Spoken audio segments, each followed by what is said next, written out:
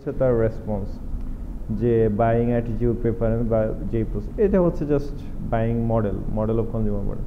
এখানে আমরা বলছিলাম যে এই বাইং অ্যাটিটিউডটা বা বাইং বিহেভিয়ারটা এগুলা কি কি ফ্যাক্টর দ্বারা প্রভাবিত হয়। সেখানে চারটা হেডিং আমরা বলছি। একটা হেডিং হচ্ছে কালচারের মধ্যে কালচার আছে, সাব কালচার আছে, আছে। বাংলাদেশি কালচার বললে সেটা কি সাব কালচার বোঝায়? কিন্তু যখনই তুমি রাঙামাটির কালচার বলবা সেটা সাব কালচার। সোশ্যাল ক্লাস, সেটা কি রাঙামাটি বললে সোশ্যাল ক্লাস বোঝাবে? রাঙামাটির মধ্যে সবাই কি গরিব নাকি? আর ঢাকার মধ্যে সবাই কি বড়লোক নাকি? ঢাকার মধ্যে বস্তিবাসী নাই? এমনকি ঢাকার মধ্যে যত মানুষ থাকে সবারই কি নিজের বাড়ি ঘর আছে নাকি? ঢাকায় যত মানুষ রিক্সা চালায় আর যত মানুষ রাস্তায় ভিক্ষা করে সবাই কি বড়লোক নাকি? না। দেন সোশ্যাল গ্রুপে আমরা বলতেছি যে মানে ইনফ্লুয়েন্স করে কোন জিনিসগুলো, কাকে কিভাবে ইনফ্লুয়েন্স করে। একটা হচ্ছে রেফারেন্স গ্রুপস, আমরা বলছি যে হ্যাঁ যাদেরকে রেফারেন্স হিসেবে ইউজ করা হয়। এবার নাটক, সিনেমা, টিভি, মডেল থেকে শুরু করে বিভিন্ন ধরনের পার্সন হিসেবে। ইভেন এই যে ইনশাল্লাহ আমাদের কনভোকেশন হবে, তোমাদের কাছে কি মনে হয় যে এক এক ধরনের অনুষ্ঠানের জন্য দাওয়াতপ্রাপ্ত ব্যক্তিও তো এক এক ধরনের। তুমি আজকে যদি রমাদান মাস উপলক্ষে কোনো আচ্ছা রমাদান বাদ দাও, ধরো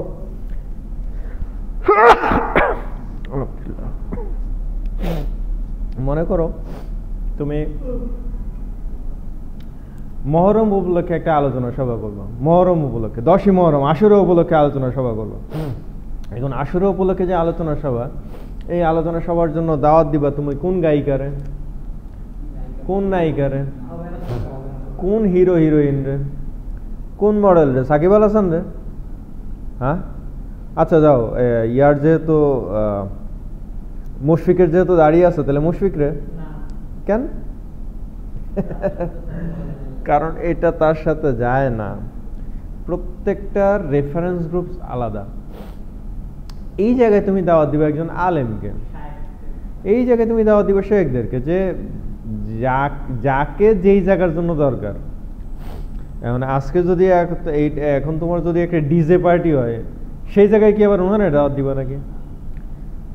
দেখা গেল যে সেদিনই তোমার 10ই মহরমেরই ডিজে পার্টি, যে তুমি দুপুরবেলা করছো ইসলামিক পার্টি আর সন্ধ্যার পরে করবা ডিজে পার্টি। যখন স্যাররা চলে যাবে তখন ওইটা হচ্ছে আফটার পার্টি। তো ওইটা সবাই হুজুররা চলে গেলে তখন খেজুরদের পার্টি শুরু হবে।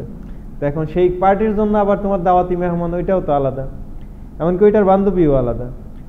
এই প্রোগ্রামে থাকার বান্ধবী এক সেট আলাদা, ওই প্রোগ্রামে থাকার বান্ধবী আরেক সেট আলাদা। কি বুঝলা? এখন তোমার বান্ধবী এ সেট থেকে নাকি বি সেট থেকে, এবং তাদের মধ্যে কারা তোমার ঘনিষ্ঠ, ওইটা দিয়েই তো তোমার জীবন এবং মরণ নির্ভর করবে, যে আলটিমেটলি তুমি বাঁচবা নাকি মরবা, নাকি মরেও বেঁচে থাকবা নাকি বেঁচেও মরে থাকবা। Then personal age and life cycle, status, occupation, economic situation, lifestyle, personality, এগুলো নিয়ে ডিটেল কথা হয়েছে। আর সাইকোলজিক্যাল, প্রত্যেকের পার্সোনাল মোটিভেশনটা কি, পার্সোনাল বিলিফ কি, পার্সোনাল লার্নিং কি, পার্সোনাল পারসেপশন কি, পার্সোনাল ইমেজ কি। এমন তো হইতেই পারে যে এমন কোনো মানুষ কি আছে যারে একেবারে সবাই পছন্দ করে? না তো। একদম পলিটিক্যাল, নন পলিটিক্যাল, টিচার বলো, স্টুডেন্ট বলো, বলো, কারো পক্ষেই পসিবল না। তার মানে হচ্ছে যারে সবার ভালো লাগে তারেও দেখা যাবে যে কিছু মানুষ আছে যাদের একদমই ভালো লাগে না। এবং এই কারণেই ভালো লাগে না যে কেন এরা সবার ভালো লাগে, একটাই কারণ যে এরা কেন সবার ভালো লাগে, এই কারণেই ভালো লাগে না। So things are there, difference R there, so psychological issues আর দেয়ার। তাহলে চারটা factor: cultural factor, social factor, personal factor, psychological factor. এখন আমি যখনই আমার পারসেপশন নিয়ে চলে আসবো, সে ফর এক্সাম্পল একটা প্র্যাকটিসিং মেয়ে, সে যখন তার জন্য ঈদের পোশাকও কিনতে যাবে, তার ঈদের পোশাকটা সে কোত্থেকে কিনবে? বেক্সিমকো থেকে কিনবে, ইয়োলো থেকে কিনবে, সে এই যে বনানীর এই মাথা থেকে এই মাথায় যতগুলো শোরুম আছে এগুলো থেকে কিনবে। হ্যাঁ, তার ঈদের ড্রেস কেন কিনবে না? কারণ তার ড্রেস এখানে নাই। তার যে ড্রেস লাগবে সেই ড্রেস এখানে পাওয়া যায় না, তার যে আবায়া লাগবে, যে হিজাব লাগবে, তার যে বোরকা লাগবে, যে নিকাব লাগবে, সেই ড্রেস এখানে নাই। এই কারণে কাস্টমার হিসেবে সেও এখানে নাই। এই যে জিনিসটা, এইটা এখানে সে কেন নাই বা এইখান থেকে সে কেন কিনবে না, এটা হচ্ছে তার পার্সোনাল যে বিলিভ বা তার যে পার্সোনালিটি সেটার সাথে সম্পর্কিত।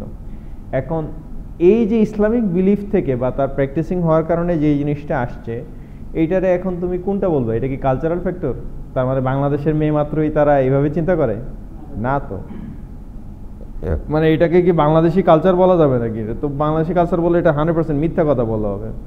এখন কেউ যদি মনে করে যে যেহেতু এটা 90%-এর উপরে মুসলিম দেশের কান্ট্রি, তাহলে এইখানকার মেয়েরা তো মুসলিম মেয়ে হইলে সবাই পর্দা করে, অতএব ঘটনা এটা। আসলে কি ঘটনা তা নাকি? না, যেহেতু এটা মুসলিম দেশ এই কারণেই পর্দা করে না। যেহেতু এটা মুসলিম দেশ এই কারণে এখানকার ছেলেরা জামাতে নামাজ পড়ে না নাকি? নাকি সবাই জামাতে নামাজ পড়ে? তাহলে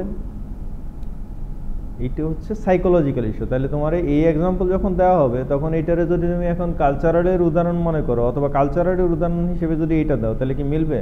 হইল? কুইজ তো নিব। কুইজ মানে কি? MCQ quiz. তাহলে এইটার আনসার তুমি কোনটা টিক দিবা? সাইকোলজিক্যাল। আচ্ছা, আমি যখনই তোমার ইয়ার কথা বললাম যে হ্যাঁ ঠিক আছে, তুমি এখন কক্সবাজার সি বিচে গিয়ে একটা ইয়া করবা, একটা বিজনেস দিতে চাও, ওইটা কিসের আন্ডারে যাবে? কোনটার আন্ডারে যাবে? ইয়েস। আচ্ছা, আমি যখনই বললাম যে মতিউর যেহেতু ছেলে অস্বীকার করেছে, এখন তুমি মতিউরের ভাতিজা হতে চাও, কারণ কি? কারণ ছেলেও পালাইছে, মতিউরও পালাইছে, ভাতিজা গিয়ে যদি বাকিগুলো কিছুটা দখল দিতে পারে তাহলে তো ক্ষতি হয় না।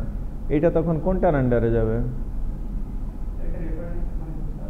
ইয়েস, সোশ্যাল ক্যাটাগরির আন্ডারে যাবে। আচ্ছা, তোমার ইনকাম আছে না নাই, এবং কত টাকা ইনকাম হলে তুমি কোন দোকানে ঢুকবা, কোন ব্র্যান্ডে যাবা, এটা কিসের সাথে সম্পর্কিত? রাইট। তো এগুলো বোঝা কোনো ঘটনা? এই এমসিকিউ যদি না পারো, এই এমসিকিউ পারবা না, আগেই বলে দিচ্ছি, এই এমসিকিউ পারবা না। কারণ মাথার মধ্যে তো সব গিট্টু লাগাই দিবা, কারণ মাথার মধ্যে তো তখন নাই কোনটার আন্ডারে যে কি, সেটাই তো তোমার মাথায় নেই, বুঝোই তো নাই ঠিক মতো।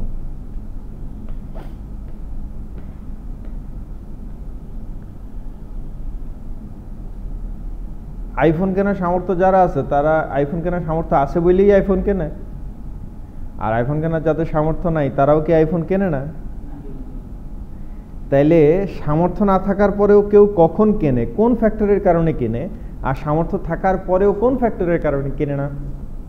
বলো এবার।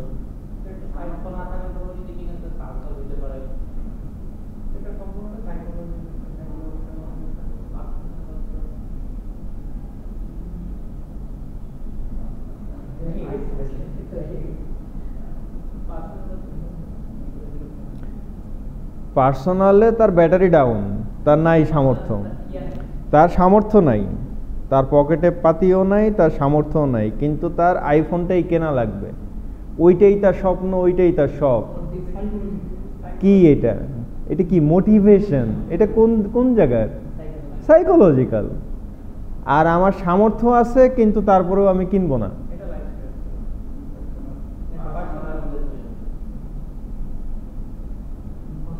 এটা পার্সোনাল এবং অবশ্যই সাইকোলজিক্যাল, এটা দুইটাই। এটা যেমন আমার পার্সোনালিটির সাথে সম্পর্কিত, ঠিক সেরকম আমার পার্সোনাল রুচি, বিহেভিয়ার এটার সাথে সম্পর্কিত, আবার আমার সাইকোলজিক্যাল চয়েস। আমি অপচয় করব না, এটা আমি অপচয় করব না, আমার দরকার নাই, আমাদের ইয়ার টাকা হইলেই চলে। এগুলো বুঝতে হবে তো।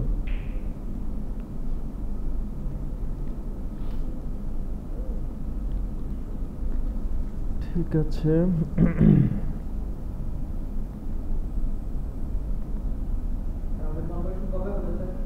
ইনশাল্লাহ নভেম্বর। গতদিন বলে দিছি।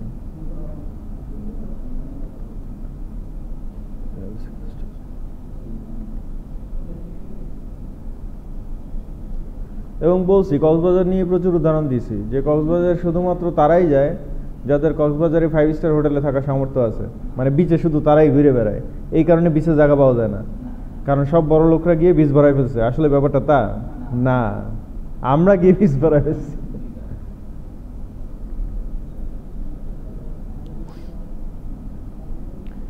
এগুলোর প্রত্যেকটার উদাহরণ দিয়েছিলাম, এবং প্রত্যেকটার একজন একজন করে উদাহরণ দিতে থাকো ঝটপট, শেষ থেকে শুরু করো, 6 নম্বর থেকে। এক্সাম্পল কি দিয়েছিলাম? মার্কেটিং এর সাথে এটার এক্সাম্পল কি?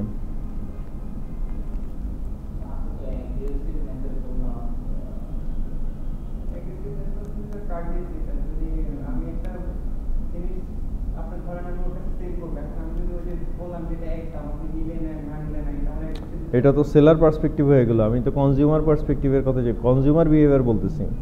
কনজিউমার পারচেস করার ক্ষেত্রে কনজিউমারের অ্যাগ্রেসিভনেসের আবার ব্যাপার কি? অ্যাগ্রেসিভ কনজিউমার আবার কারে বলে?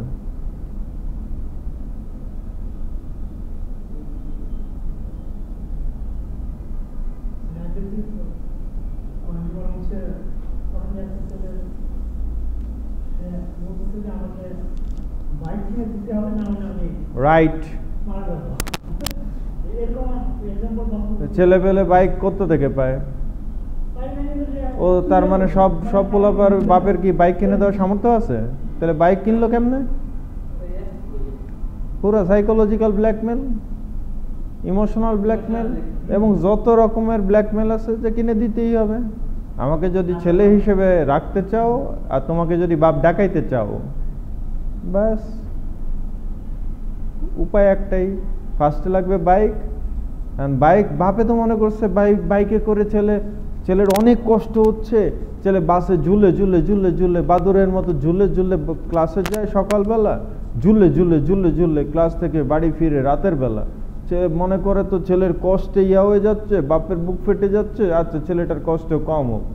আসলে বাইকে নিয়ে বাইক পাওয়ার পর থেকে, ও তো বাইকে যাওয়ার আগেও ক্লাসে মাঝে মাঝে যেত, মাঝে মাঝে যেত না, কিন্তু বাইক পাওয়ার পরে তো একেবারেই যায় না। কারণ ও বাইক কিনেছে কি ভার্সিটিতে আসার জন্য? না, ও বাইক কিনে যত পিছনে বসিয়ে ঘুরে বেড়ানোর জন্য। তুমি তো ঠিক বলবাই, এই জন্যই ঠিক বলবা।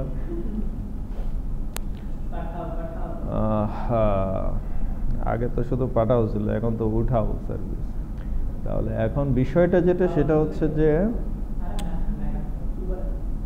এই যে অ্যাটিটিউডটা, ভেরি গুড এক্সাম্পল, এটা হচ্ছে অ্যাগ্রেসিভ অ্যাটিটিউড। আচ্ছা, আরও একটা ভালো এক্সাম্পল নাও, এই মাত্রই হঠাৎ করে মনে পড়লো। এই যে মনে করো গত মানে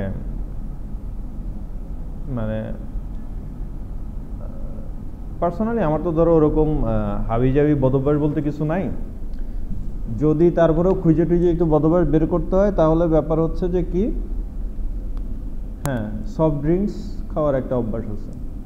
তো কি পেপসি, 7 আপ, কোক, স্প্রাইট, এই আমার বাসায় এরকম খুব কম সময় থাকতো যে অন্তত 7 আপ বা এরকম একটাও কোনো কিছুই নাই, নর্মালি এরকম থাকে না, মোটামুটি সারা বছরই থাকে।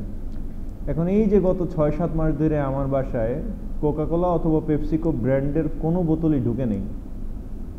এর মানে যে আমি সফট ড্রিঙ্কস খাওয়া বন্ধ করে দিয়েছি তা তো না, কিন্তু সারা জীবন সেই ছোট্টবেলা থেকে শুরু করে যেই মানে এইটা না পাইলে এইটা, এইটা না পাইলে এইটা, এখন যে ওইটার কোনোটাই নাই, এটা কি? এটা তো অ্যাগ্রেসিভনেস। কারণ অনেক সময় হইতেছে যে দোকানে আমি ওইটা যেটা চাইতেছি সেটা নাই, মজো নাই দোকানে, দোকানে তো মজো নাই, ক্লেমনও নাই, আমি খালি হাতে ফিরতেছি, তারপরেও তো আমি ওগুলা নিতেছি না, যে নিলে ওইটাই নিব, নাইলে নিবই না। That's aggressiveness. ও খাওয়া বন্ধ, পাইলে নিলাম, না পাইলে নিলাম না, কিন্তু নিলে ওইটাই নিব, দ্যাটস অ্যাগ্রেসিভনেস। বুঝতে পারছি কথা? এই অ্যাগ্রেসিভ জিনিসটাই তো ওইটার ক্ষেত্রে কাজ করতেছে, এখনকার জন্য ওইটার ক্ষেত্রে কাজ করতেছে। That's the example. অ্যাডাপ্টিবিলিটি,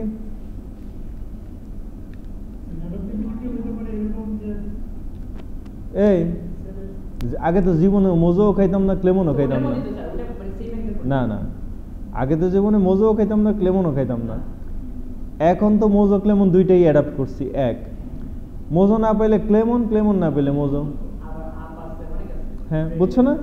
তো যেগুলো জীবনে নামও শুনি নেই বা ধরেও দেখি নাই, সেগুলোর সাথে এখন অ্যাডাপ্ট করতেছি বা অ্যাডাপ্ট করে নিচ্ছি। আচ্ছা, দেন এটা কি?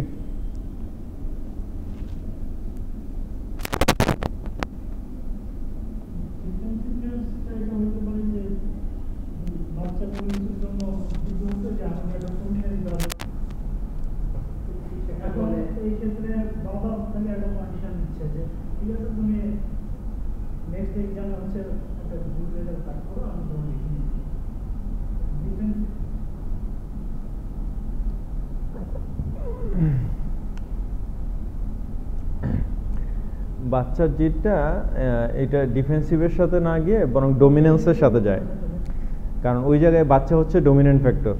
বায়ার বাপ, বাচ্চার বাপ হচ্ছে বায়ার, বাচ্চার বাপ হচ্ছে কাস্টমার পেয়ার, কিন্তু ডোমিনেন্ট ফ্যাক্টর হচ্ছে বাচ্চা।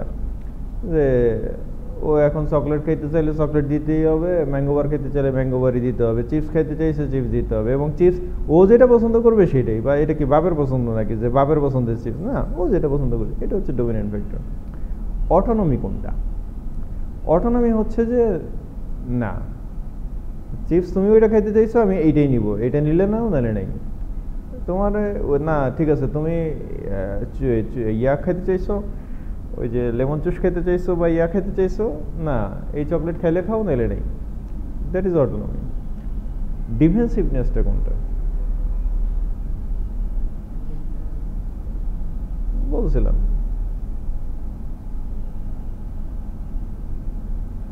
ডিফেন্সিভনেস হচ্ছে তুমি চাইছিলে একটা, কিন্তু তোমার বউ চাইছে আরেকটা। কার কথা থাকবে? বাস।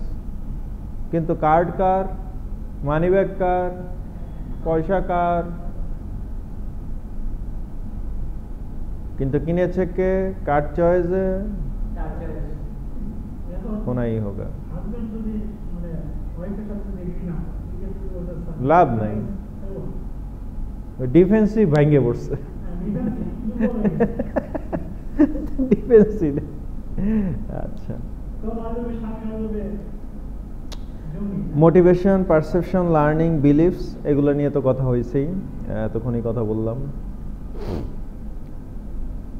এটা নিয়েও অনেক কথা হয়েছে, কারণ এগুলো নিয়ে বলছিলাম যে মানুষের রিকোয়ারমেন্ট শুরুই হয় ফার্স্টে যখন তার খাবারের অভাব, পরিধেয় বস্ত্রের অভাব, এটা যখন ইয়া হয়ে যাবে, যেটা হচ্ছে যে তার ফিজিওলজিক্যাল নিডস, এটা পূরণ হয়েছে, এরপরে সে তাকাবে সেফটি নিডস, এটা পূরণ হয়ে গেছে, তারপরে সে তাকাবে সোশ্যাল নিড, এটা পূরণ হয়ে গেছে, সে তাকাবে এস্টিম নিড।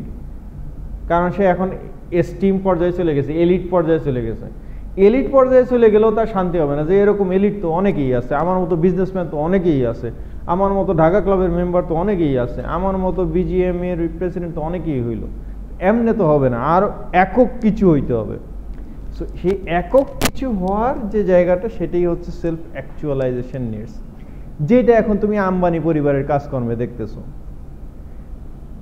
যে हमें कुछ ऐसा करना होगा जो कोई नहीं की, जो आज तक कभी नहीं हुआ, कुछ ऐसा कर दिखाएंगे हम।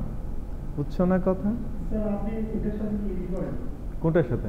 যে ইন্ডিয়ার ন্যাশনাল হায়ারার্কি এই এগ্রি করার না করার তো কোনো সুযোগ নেই। তুমি মানে যে কোনো একটা ইয়া নিয়ে আসো, যে কোনো একটা কেস নিয়ে আসো যে যেই জায়গায় এটা কাজ করবে না, মানে যে কোনো একটা এক্সাম্পল চিন্তা করো।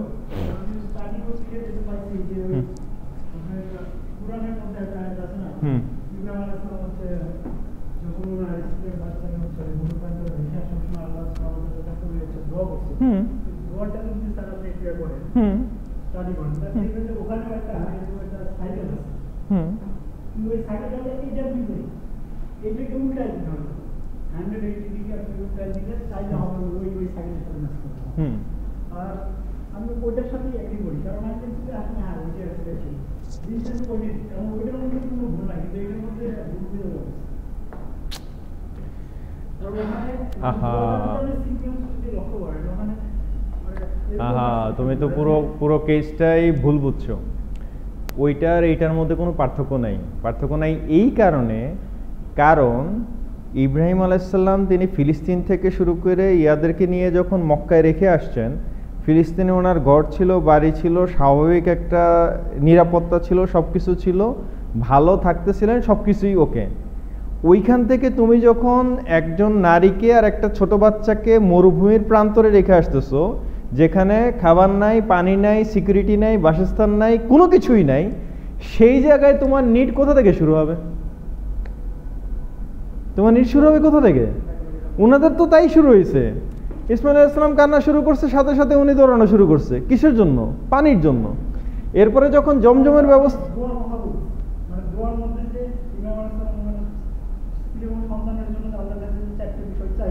হ্যাঁ, ওই সিকোয়েন্সটা তো শুরু হইতেছে এখান থেকেই। ওই সিকোয়েন্সটা তো এখান থেকেই শুরু হচ্ছে। এই বোকা, ওই সিকোয়েন্সটা তো এখান থেকেই শুরু হচ্ছে। ওই সিকোয়েন্সটা এখান থেকে শুরু হচ্ছে না। হ্যাঁ, তা আমাদেরও তো সবকিছু নিচ থেকে শুরু হচ্ছে, এখান থেকে তো শুরু না। এটা তো লাস্ট স্টেজ।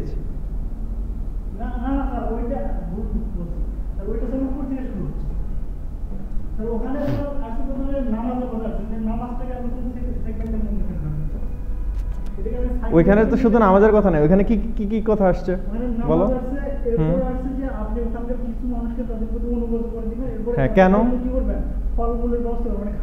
হ্যাঁ হ্যাঁ, তাহলে ওইখানে তাদের বেঁচে থাকার জন্য তাদের ফলমূলের ব্যবস্থা আসছে, তাদের আশেপাশের কিছু মানুষের প্রতি ইয়ার মাধ্যমে নিরাপত্তার ব্যবস্থা আসছে, তাদের সালাত, এবং তারা যাতে উত্তম বংশধর হয়, টিকে থাকে ইয়াতে, জমিনের বুকে যাতে ইয়ার কাজ করতে পারে, সেটার কথা আসছে। এই যে কথা, এইটা তো তার মানে শুরুই তো হচ্ছে এইখান থেকে। আমাদের মাসলো হায়ারার্কির নিডসটা কি? যে নিড তোমার শুরুই হয় এখান থেকে।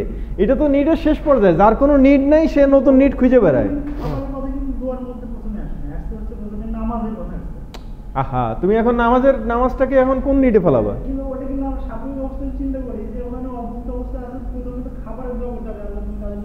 তো খাবারের দোয়া করলো, করে নাই, এটা তোমার কে বললো? আহারে, আবারও তুমি সালাতের কথা বলো বা যেটাই কথা বলো, কিন্তু সালাত তো আর এইটার সাথে সম্পর্কিত না যে স্যার এইটা হচ্ছে এইটার মধ্যে, এইটার মধ্যে, এইটার মধ্যে। ওইটা তো আর না, শুরু তো এখান থেকেই হচ্ছে। সেলফ অ্যাকচুয়ালাইজেশনের সাথে তো না না, এটা তো ওইটার কোনো ব্যাপার না। না,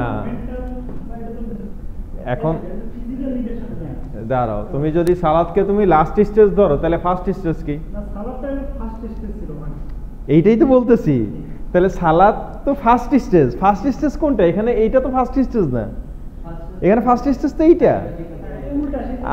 আবারও উল্টা না, আবার ভালো মতো বুঝো। শুরু হচ্ছে এখান থেকে, দিস ইজ 1 2 3 4 5, এটা হচ্ছে start, then second, third, fourth, fifth. এবার একজন মুসলমানের জন্য চিন্তা করো, একজন মুসলমানের শুরু হবে কি দিয়ে? ঈমান আনার পরে তার প্রথম কাজ কি? তার তো শুরু সালাত দিয়ে। এখন নবী রাসূলগণের জন্য কি সালাত শেষ আমল ছিল না প্রথম আমল ছিল? মানে ও তো সিজদা দিয়েই শুরু হয়েছে। সো বিষয়টা হচ্ছে যে এখন মানে একজন মানুষ নবী হয় কখন, বুঝো কথা। ধরো ইব্রাহিম আলাইসাল্লাম নবী হয়েছেন, ঈসা আলাইসাল্লাম নবী, ঈসা আলাইসাল্লামের ব্যাপারটা না হয় ডিফারেন্ট, কিন্তু তাদের ওই যে ইনক্লাইনেশনটা বা তাদের নবী হওয়ার যে যোগ্যতা বা ওই প্রসেসের দিকে যে আগানো, ধরো মনে করো এই জায়গায় এসে নবুয়ত পাইছেন, কিন্তু নবুয়ত পাওয়ার জন্য তাদেরকে যে প্রিপারেশন, তাদেরকে যে প্রস্তুত করা, সেই জায়গা কি এখান থেকে শুরু হয়েছে না এখান থেকে শুরু হয়েছে? এটা তো এখান থেকে শুরু হয়েছে। এখান থেকে শুরু হওয়ার পরে এই জায়গায় এসে নবুয়ত পাইছেন, কিন্তু নবুয়ত পাওয়ার পরে কি তাদের ওই কাজ শেষ হয়ে গেছে? এরপরে তাদেরকে এমন কিছু করতে হয়েছে, যেমনভাবে তারা কিছু করতে চাইছেন যেই জিনিসটাতে যে হ্যাঁ আল্লাহর তো এরকম। মুসা আলাইহিস সালাম আল্লাহরে কি জিজ্ঞেস করছেন যে হে আল্লাহ, আপনি আমাকে এমন একটা দোয়া শিখিয়ে দেন যেই দোয়ায় আপনি সবচেয়ে বেশি খুশি হন, এবং এমন দোয়া যেটা আর আপনি আর কাউরে শিখান নাই। এই কথাগুলো কেন চাইছে? মানে উনি কেন এমন একটা বিশেষ দোয়া পাইতে চাইছে যেই দোয়া করলে আল্লাহ সবচেয়ে বেশি খুশি হবেন এবং এই দোয়া দিয়ে উনি আল্লাহর আরো বেশি কাছে যাইতে পারবেন? কারণ কি? কারণ হচ্ছে এটা সেলফ অ্যাকচুয়ালাইজেশন, যে আমি আপনার কাছ থেকে বিশেষ একটা দোয়া চাইতেছি যেই দোয়াটা দিয়ে আপনি আমি আপনার আরো কাছে আসতে পারবো। কোনটা? এটা বোধহয় ওইটাই যে লা ইলাহা ইল্লাল্লাহু ওয়াহদাহু লা শারীকা লাহু লাহুল মুলকু ওয়া লাহুল হামদু ওয়া হুয়া আলা কুল্লি শাইইন কাদির। ইভেন আরাফাত দিবসেরও তো দোয়া এটা, ইয়ার দিবসের মানে বেস্ট সাপ্লিকেশন বা বেস্ট দোয়া বলাই হয় এটাকে। আচ্ছা, তো ইভেন এইটা শোনার পরে তো উনি বলছেন যে হে আল্লাহ, আপনার সব বান্দাই তো এই দোয়া করে, আপনার সব বান্দাই তো এই দোয়া করে। তখন আল্লাহ কি বলছিলেন, হে মুসা, আসমান এবং জমিনের মাঝখানে যত সম্পদ আছে সবগুলোরে যদি তুমি এক পাল্লায় রাখো আর এই দোয়ারে আরেক পাল্লায় রাখো, আমার কাছে এই দেওয়ার পাল্লা ভারী হবে। তুমি আমার কাছে নতুন দোয়া চাও? That's it. রাসূল সাল্লাল্লাহু আলাইহি ওয়াসাল্লাম কুরবানি দেওয়ার পরে মানে ইয়ার আগে আয়েশা রাদিয়াল্লাহু তাআলা একদিন যখন ভালো ছিল, আয়েশা রাদিয়াল্লাহু তাআলা রাসূল সাল্লাল্লাহু আলাইহি ওয়াসাল্লামকে বললেন যে আপনার আজকে খুশি খুশি লাগতেছে, আমি আপনার কাছে একটা জিনিস চাই। কি চাও? যে আপনি আমার জন্য একটু দোয়া করে দেন, আপনি আমার জন্য একটু দোয়া করে দেন, এই সুযোগ পাইছি, আপনি আমার জন্য একটু দোয়া করে দেন। কারণ মানে ওনার কাছ থেকে দোয়া নিয়ে আমি মানে ওনার কাছ থেকে দোয়া না মানে তো উনি যা দোয়া করবেন, যার জন্য সুপারিশ করবেন, আল্লাহর কাছে যার জন্য চাবেন, সে যদি জান্নাত না পায় তাহলে তো দুনিয়ার কারো আর জান্নাত পাওয়ার কথা না। আচ্ছা ঠিক আছে, রাসূল সাল্লাল্লাহু আলাইহি ওয়াসাল্লাম কি দোয়া করছেন যে হ্যাঁ আয়েশা, আমি তোমার জন্য দোয়া করে দিচ্ছি, আল্লাহ যেন তোমার জীবনের পিছনের গুনাহ মাফ করে দেয়, সামনের গুনাহ মাফ করে দেয়, অনাগত দিনের গুনাহ মাফ করে দেয়, তোমাকে কবুল করে নেয়। মানে এতগুলো দোয়া করছে যে আয়েশা মানে খুশিতে বাকবাকম হয়ে মানে মানে আনন্দে কাইন্দে দিবে এরকম অবস্থা। রাসূল সাল্লাল্লাহু আলাইহি ওয়াসাল্লাম তো বুঝতেছে যে ও আয়েশা খুব খুশি হয়েছে, বাচ্চা মেয়ে খুশি হয়েছে। উনি জিজ্ঞেস করছে যে আয়েশা তোমার খুব খুশি হয়েছে তাই না? বলে যে হ্যাঁ, আপনি আমার জন্য এত সুন্দর দোয়া করছেন, আমি তো এখন পুরো আশান্বিত যে ইনশাল্লাহ আমি জান্নাতে চলে যাব, আপনার সাথে দেখা হবে, ইয়া হবে, সবকিছু ঠিক আছে। এবার বলছে শোনো আয়েশা, আমি প্রত্যেক ওয়াক্ত সালাতের পরে আমার প্রত্যেক উম্মতের জন্য আমি এই দোয়া করি। কি বুঝলা? কোন উম্মতের জন্য? এই যে এই হচ্ছে তোমার নমুনা, ডিজে পার্টি। তাহলে বিষয়টা যেটা সেটা হচ্ছে যে প্রত্যেকেরই একটা লেভেল অফ ইয়ার ব্যাপার থাকে, এবং এইটা আল্লাহর কাছেও আছে। আল্লাহর কাছে সকল নবী সমান না, সকল রাসূল সমান না, চারজন একদম সুপার স্পেশাল। সো এই যে ব্যাপারগুলো এগুলো তো আছেই। তাহলে যেটা বলছিলাম যে শুরু হয় মানুষের যখন মানে ক্ষুধার প্রয়োজন, মানে যেই মানুষের পেটে খাবার নাই তারে যদি এখন তুমি বলো যে আপনি মানুষের দাওয়াত দেন না কেন, ইসলামের বাণী প্রচার করেন না কেন, মানুষের সালাতের দিকে ডাকেন না কেন, মসজিদে গিয়া আজান দেন মিয়া, ওর পেটে নাই ভাত, তুমি ওরে একই কথা বললে হবে? আগে তো হচ্ছে ওর প্রয়োজনটা পূরণ করতে হবে, ওর ক্ষুধা নিবারণ করতে হবে। সো স্টেজ আছে। সো ফার্স্ট কাজ হচ্ছে ফিজিওলজিক্যাল নিড ফিল আপ করা, ওইটা যখন হয়ে যাবে দেন সিকিউরিটি, ওইটা যখন হয়ে যাবে দেন সোশ্যাল নিড, ওইটা যখন হয়ে যাবে তখন স্টিম নিড, ওইটা যখন হয়ে যাবে তারপরে হচ্ছে সেলফ অ্যাকচুয়ালাইজেশন নিডস এবং আদার থিংস। ওকে,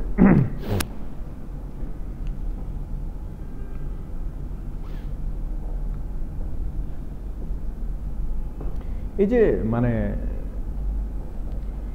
মানুষ ফার্স্টে হচ্ছে যে ইউনিভার্সিটি থেকে বেরোয়, ইউনিভার্সিটি থেকে বেরোয় প্রথম ধান্দা কি থাকে, প্রথম কি থাকে?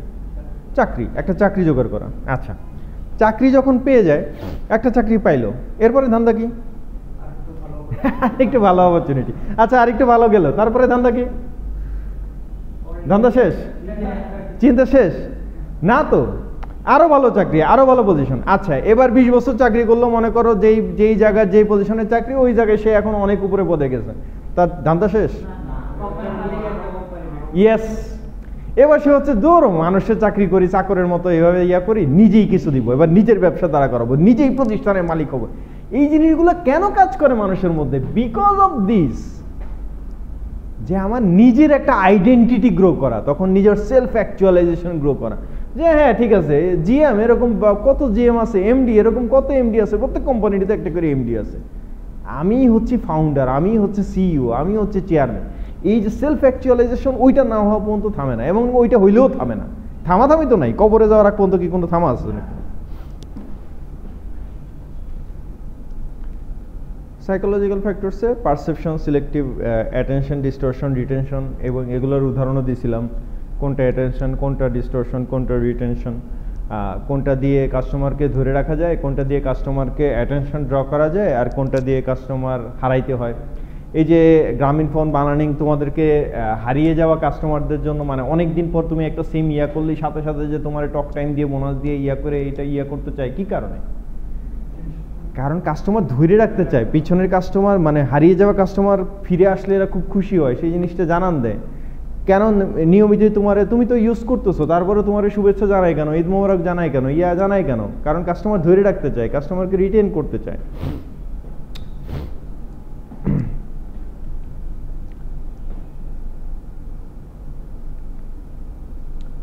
লার্নিং এর সাথে ড্রাইভ, স্টিমুলি কিউজ, রেসপন্স, রিইনফোর্সমেন্ট এগুলো সম্পর্কিত, এগুলো তো আছেই। বিলিফ অ্যাটিটিউড এগুলো নিয়ে কথা হয়েছে। Types of buying decision behaviour, আমাদের বাইং ডিসিশন বিহেভিয়ারটা কয়েক ধরনের আছে। একটা হচ্ছে complex buying behaviour, dissonance reducing buying behaviour, habitual buying behaviour, variety seeking buying behaviour. আচ্ছা, এখানে ব্যাপারটা যেটা সেটা হচ্ছে যে একটা হচ্ছে হ্যাবিচুয়াল বাইং বিহেভিয়ার, যে প্রতিনিয়ত সবসময় আমাদের যে কাজগুলো করা লাগে।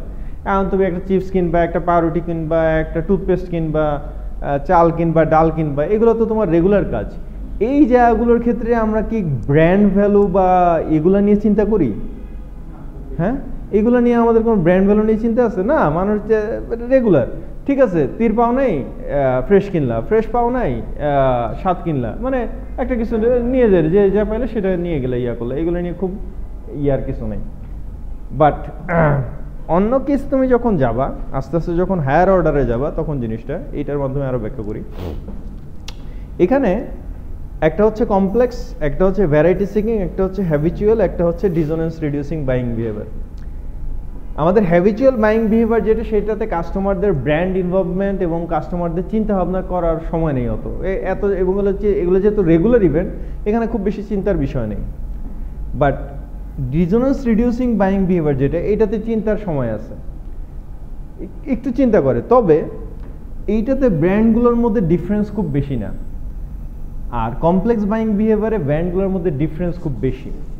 আচ্ছা, আসো, তুমি যখন মোবাইল ফোন কিনতে যাও, তুমি মোবাইল ফোন যেটাই কিনতে গেছো সেটাই কিনছো? ইভেন যেই ব্র্যান্ডের যেই মডেলটা দেখে গেছো, তুমি কি দোকানে গিয়ে সেই মডেলটা কিনছো নাকি? তুমি গিয়ে শোনো যে আরে এই মডেল তো এখন মার্কেটে নাই, আপনি কবেকার দেখে আসছেন, এখন চলতেছে এই মডেল, তুমি অন্য মডেল নিয়ে আসছো। এমনকি দেখা গেছে বন্ধুর সাথে গেছে, বন্ধু তোমার আরেক মডেল কিনে নিয়ে আসছে। কারণ কি, ফিচারগুলো সব কাছাকাছি, দাম, ফিচার, সব কিছু কাছাকাছি, তুমি আরেকটা নিয়ে আসছো। কিন্তু দেখার সময় কিন্তু মোবাইলটা তো তোমার একটা হাই ইনভলভমেন্ট জিনিস, মোবাইল তো তোমার সারাক্ষণ প্রয়োজনীয় জিনিস, কাজের জিনিস, এবং তুমি যাচাই বাছাই করেই কিন্তু ফিচার টিচার দেখেই তো কিনছো। এমন তো না যে যা দিচ্ছে তা নিয়ে আসছো, এরকম কিন্তু না। সো তোমার ইনভলভমেন্ট হাই, কিন্তু ব্র্যান্ডগুলোর মধ্যে ডিফারেন্স খুব কম। আবার তোমার হাই ইনভলভমেন্টের মধ্যে ব্র্যান্ডগুলোর মধ্যে ডিফারেন্সও বেশি, এরকম অনেক কিছু আছে। তুমি এসির কথাই ধরো, আজকে শার্প এসি, জেনারেল এসি, আর ওয়ালটনের এসি, অন্য যে কোনো গ্রির এসি, সব একই ধরনের, প্রাইস একই, একই। আজকে তুমি গাড়ির কথা চিন্তা করো, আজকে পোর্শের গাড়ি, মার্সিডিজ গাড়ি, বিএমডব্লিউ গাড়ি আর করোলা গাড়ি সব একই। মানে দিজ আর দ্য এক্সাম্পলস যে কমপ্লেক্স বাইং বিহেভিয়ার হচ্ছে যে, এবং এই বাইং মানে কমপ্লেক্স বাইং বিহেভিয়ার তুমি আজকে চিন্তা করলে কালকে গাড়ি কিনে ফেললে, এরকম নাকি? জমি কেনা, বাড়ি কেনা, ফ্ল্যাট কেনা, গাড়ি কেনা, এগুলা কি মানুষ আজকে বললাম আর কালকে কিনে ফেললাম এরকম? তুমি চাইলে এখন গেলে এখনই গিয়ে একটা মোবাইল কিনে নিয়ে আসতে পারো, কিন্তু তুমি এখনই গিয়ে একটা গাড়ি কিনে ফেলবা? কখনোই না। অনেক কিছু তুমি চিন্তা ভাবনা করবা যে গাড়িটা আমি কোথা থেকে কিনবো, কোন ব্র্যান্ডের কিনবো, করব, অনেক কিছু। বিকজ এখানে ইনভলভমেন্টও হাই এবং এখানে ডিফারেন্সটাও হাই, অনেক চিন্তা ভাবনার বিষয় আছে, অনেক করার বিষয় আছে। আচ্ছা, আরেকটা হচ্ছে variety seeking buying behaviour. Variety seeking buying বিহেভিয়ারটা হচ্ছে যে আমার যদি একটু ভ্যারাইটির প্ল্যান থাকে, যে না আমি আচ্ছা সহজেই ধরো যে তুমি জানো যে ঈদের আগে বাচ্চাদের জন্য তোমার ড্রেস কিনতে হবে। এখন বাচ্চাদের ভালো কটন ড্রেস তোমার পছন্দ হচ্ছে আড়ং, তো তুমি আড়ংয়ে গেলে বাচ্চাদের জন্য ভালো ড্রেস। আড়ং ছাড়া তুমি মানে অন্যদের ভালো কটন ড্রেস তোমার জানা মতে অন্যদের ভালো ড্রেস হয় না, এই কারণে তুমি অন্যদের কাছ থেকে কিনো না। এখানে ইনভলভমেন্টটা কি খুব হাই? খুব হাই কিন্তু না, কিন্তু তোমার ইয়াটা যেটা হয়েছে সেটা হচ্ছে যে ভ্যারাইটি সিকিং, যে তোমার যেটা দরকার তুমি সেটাতে গেছো। মানুষ এই যে ঈদের পাঞ্জাবি কিনে, ইয়া কিনে, এগুলো কি হয়, দেখা গেছে যার যে ব্র্যান্ডটা পছন্দ ওইটাই যে দেশে number one brand, not necessary. ওইটাই যে সবচেয়ে দামি ব্র্যান্ড, নট নেসেসারি। ওইটাতেই যে সবচেয়ে সুন্দর, নট নেসেসারি। কিন্তু তার ওই ব্র্যান্ডটার প্রতি একটা আস্থা এসে গেছে, বা ওইটা তার ভালো লাগে, 2 বার সে ওই জায়গা থেকে কিনছে, ওইখান থেকে এসে সবার আগে কিনে, দ্যাটস ইট। এই হচ্ছে বিষয়টা, যে ইনভলভমেন্ট লো, কিন্তু তার কাছে ব্র্যান্ডগুলোর মধ্যে difference significant. Buyer decision making প্রসেসটা কীভাবে কাজ করে?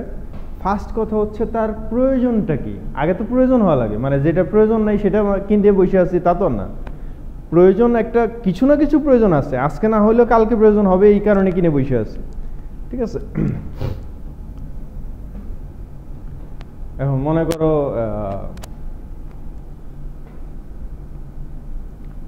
রোহান একটা ব্যাচেলর ছেলে, এখন একটা ব্যাচেলর মেসে থাকে, এখন সে একটা খাট কিনবে।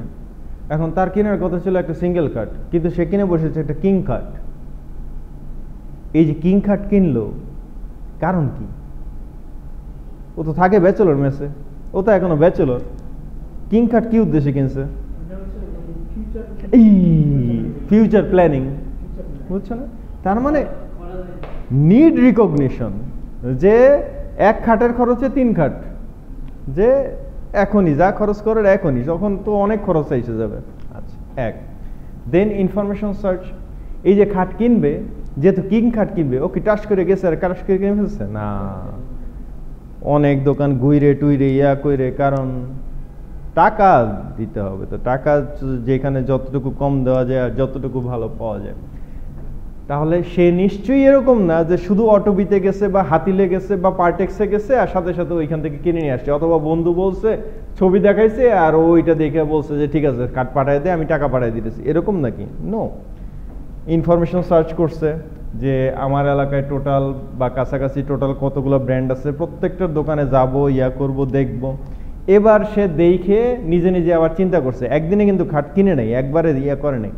আচ্ছা ঠিক আছে, ইয়াতে গিয়া এই দামের মধ্যে আমি 40-50-এর মধ্যে হাতিলে ওইটা পাইছি, ওইটা 45,000 চাইছে, এইটাতে 44 চাইছে, এইটাতে 40 চাইছে, কিন্তু সেই হিসাবে ওইটার খাটটাই ভালো লাগছে।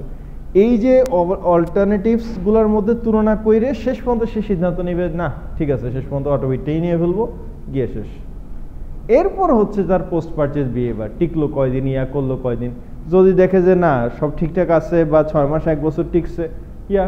আর যদি দেখে যে বিয়ার পরের জন্য খাট কিনছিলাম, বিয়ার আগে খাট নাই, তাহলে বিয়ের পরেও যখন নতুন খাট কিনবে তখন সেটা কি আর ওই ব্র্যান্ড থেকে কিনবে?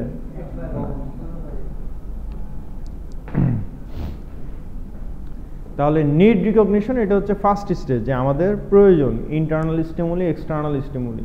একটা হচ্ছে নিজের ভিতরের প্রয়োজন হইতে পারে, এক্সটার্নাল প্রেশারেও হইতে পারে।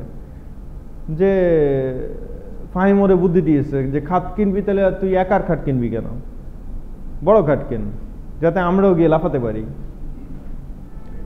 দেন ইনফরমেশন সার্চ, কারণ খাটে বসে আড্ডা দিবে থেকে একজন বসে আড্ডা দিবে নাকি 10 জন বসে আড্ডা দিবে, যে তোরাও তোদের বন্ধু বান্ধবী নিয়ে আসবি, ঠিক আছে, একদম খাট ভেঙে দিয়ে চলে যাবি, লাফায় লাফায় একদম শেষ। Then evaluation of alternatives. Evaluation of alternatives, এটা তো না বোঝার কিছু নেই, জাস্ট বিষয়টা যেটা সেটা হচ্ছে কাউরে ডাক দিলে সে খাটে ওইটা তোমার নিয়ে জামাতে নামাজ পড়াবে, আর কাউরে ডাক দিলে লাফায় খাট ভেঙে দিয়ে যাবে। এই যে এই কারে ডাকলে আমার সর্বনাশ আর কারে ডাকলে আমার সর্বনাশ নাই, এটাও তো বুঝতে হবে। এই কারণে বাসাকে ওপেন ডোর করে দিয়ে সবাইকে ডাকলেই হবে? হ্যাঁ,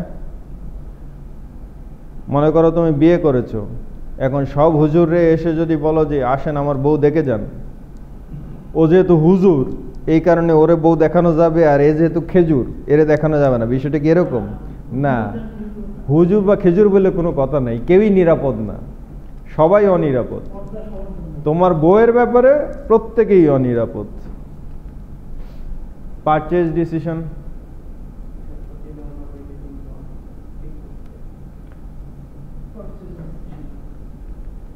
পোস্ট পারচেজ ডিসিশন, মানে পারচেজের পরে ওই সার্ভিসে আমি কতটুকু সন্তুষ্ট তার উপরেই তো ডিপেন্ড করে যে আমি এই ব্র্যান্ড থেকে আবার কিনবো নাকি নতুন ব্র্যান্ডে কিনবো, এই জায়গায় থাকবো নাকি নতুন জায়গায় চেঞ্জ করবো। এটা হচ্ছে এই চ্যাপ্টারের লাস্ট জিনিস, যে buyer decision process for new products. ঠিক আছে,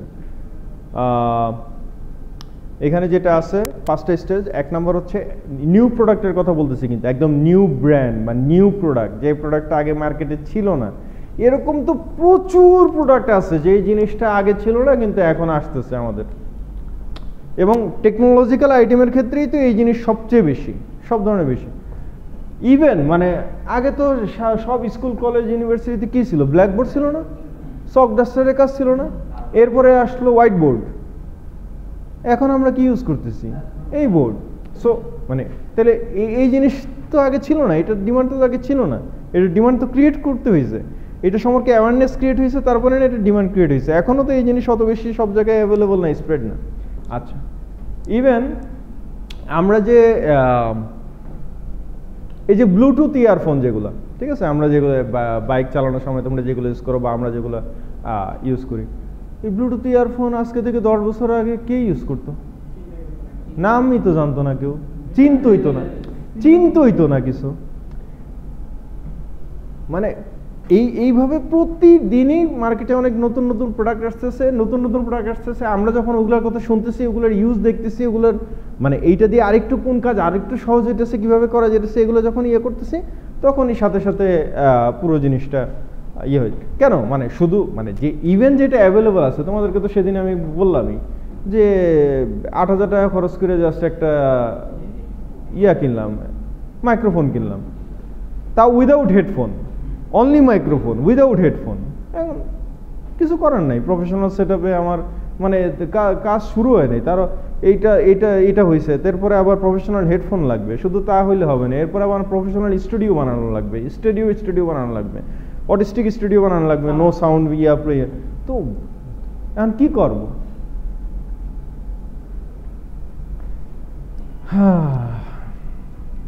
স্টুডিও শুনলেই যদি তোমার মনে হয় যে ওখানে জানি কি হবে, এটা কি ওই স্টুডিও না, শেখ ধরে এখন স্টুডিও লাগে। অ্যাওয়ারনেস, তাহলে প্রথম কথা হচ্ছে যে নতুন প্রোডাক্ট তো তুমি গিয়ে কিনতে যাবে না, নতুন প্রোডাক্ট আগে তো তোমার জানতে হবে, নতুন প্রোডাক্টের সম্পর্কে জানতে হবে, নতুন প্রোডাক্টের সম্পর্কে তোমার ইন্টারেস্ট গ্রো করাইতে হবে, তারপরে তুমি গিয়ে যাচাই করবে যে আসলেই এই প্রোডাক্ট আমার দরকার কিনা। তুমি তো দেখবে যে আসলেই তো ভালোই তো লাগে, যে করা লাগে, আমার বারবার বাইক চালানোর সময় বা করার সময় আমার মোবাইল বের করে দেখে তারপরে করা যায় না, আমি ডাইরেক্ট করলে ইজিলি মানে যত ইজি হচ্ছে সাথে সাথে তোমার দেখা যাবে যে তোমার ইন্টারেস্ট গ্রো করতেছে, তুমি তাহলে বুঝবা যে আচ্ছা ঠিক আছে, দোকানে গিয়ে জিজ্ঞেস করবা যে এরকম কোনটা আছে, কোন কোন ব্র্যান্ডের আছে, কত দামের মধ্যে আছে, সবচেয়ে কম দামের যেটা সেইটা নিয়ে আসলা, ট্রায়াল দিলা, অ্যাডপশন করে ফেললা সাথে সাথে। এবং একবার যখন তুমি একটা জিনিসে অভ্যস্ত হয়ে গেলে, সেটা টেকনোলজিক্যাল যে কোনো আইটেমই হোক, ওইটাতে অভ্যস্ত হয়ে গেলে এরপর তো তুমি থামবা না, এরপর তো তুমি চলতেই থাকবো, অটো রোলার গাড়ির মতো তুমি চলছো। মানে এমন কি কখনো সম্ভব নাকি যে একটা ছেলে স্মার্টফোন ইউজ করা শুরু করেছে, এখন সেই স্মার্টফোন থেকে আবার ম্যানুয়াল ফোনে চলে গেছে, নন স্মার্টফোনে চলে গেছে, অ্যানালগ ফোনে চলে গেছে? সম্ভবই তো না, বুঝছো না? এই তো হলো অবস্থা।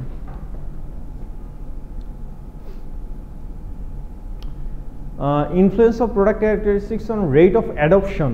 এই যে অ্যাডপশনের যে রেট, অ্যাডপশন তাড়াতাড়ি হবে না ধীরে হবে, ঠিক মতো হবে না, তুমি করতে পারবা কি করতে পারবে না, এগুলো কিসের উপর ডিপেন্ড করে? রিলেটিভ অ্যাডভান্টেজ, প্রোডাক্টগুলোর রিলেটিভ অ্যাডভান্টেজ, কম্প্যাটিবল হইতে হবে তো তোমার সফটওয়্যারের সাথে, হার্ডওয়্যারের সাথে, সাথে প্রত্যেকের জিনিস কম্প্যাটিবিলিটি বুঝো তো তোমরা। মানে আগে তো কম্পিউটারে লেখাই থাকতো যে উইন্ডোজ 8 জন্য উইন্ডোজ এক্সপি, তার মানে অফিস এক্সপি লাগবে। এখন তোমার উইন্ডোজ যদি 2007 হয় বা 2010 হয়, আর তোমার অফিস যদি 98 হয়, কাজ করবে এখানে না।